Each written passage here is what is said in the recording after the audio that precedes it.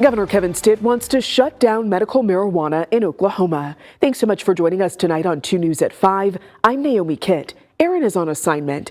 In his final State of the State address, the governor called for sending the issue back to voters 6 years after they approved it.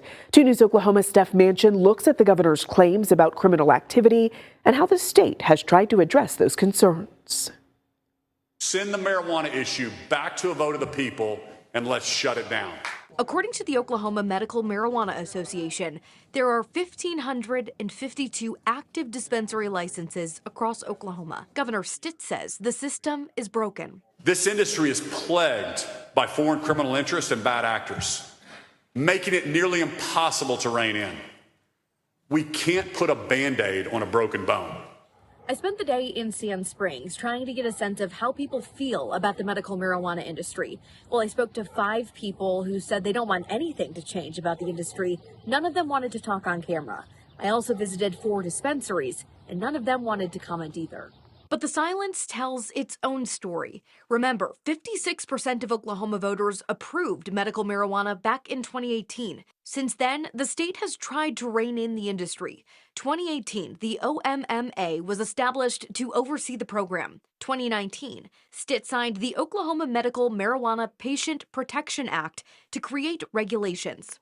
2022, the state placed a moratorium on new licenses, which extended through August of 2026. 2023, Senate Bill 212 banned non-U.S. citizens from buying land for marijuana cultivation. Enforcement has ramped up too. The Oklahoma Bureau of Narcotics and OMMA work together to monitor compliance. Since 2022, OBN has seized 1.2 million illegal plants and made 302 arrests, according to the governor's office. In 2023, Attorney General Gentner Drummond created the first organized crime task force to combat illegal operations. So where does this leave Oklahoma? The governor wants to scrap a program that 56% of voters approved. The state has spent years building regulations and enforcement to address concerns. But the question remains, will lawmakers send this back to voters, or will they work to fix the problems within the current system? We'll be sure to follow, as that debate could dominate much of this legislative session. Steph Manchin, 2 News, Oklahoma. Digging deeper, the governor says he wants to put medical marijuana on the ballot again, but can he do it? There are 2 ways a state question gets on the ballot, through a legislative referendum or an initiative petition. The first way starts as a joint resolution, which has to be approved by a simple majority in the state House and Senate.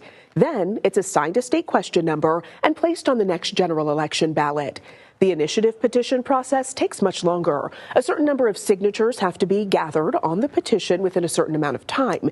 If those signatures are certified by the Secretary of State's office, the governor then chooses which ballot the state question will be on. This is how medical marijuana was legalized back in 2018, gaining nearly 57% of the vote.